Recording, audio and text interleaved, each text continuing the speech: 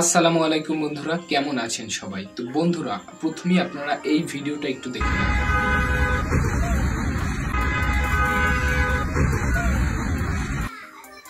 তো বন্ধুরা, এই ভিডিওটাই আপনারা একটু আগেই দেখতে পারলেন যে একটা বাসের সাথে একটা ভ্যান গাড়ি একটা মুখোমুখির মতো একটা সংঘর্ষ হয়েছে।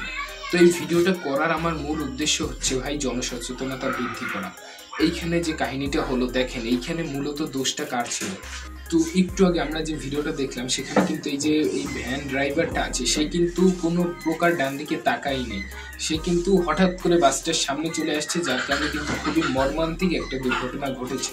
তাই এই ভিডিওটা করার মূল উদ্দেশ্য হচ্ছে জনসচেতনতা বৃদ্ধি করা। আপনারা সবাই একটু সচেতনভাবে চলাচল করবেন এবং কমেন্ট বক্সে অবশ্যই বলে যাবেন এইখানে বাস ড্রাইভারের কি মোটেও কোনো ভুল ছিল নাকি এখানে মূলত দোষটা কার ছিল।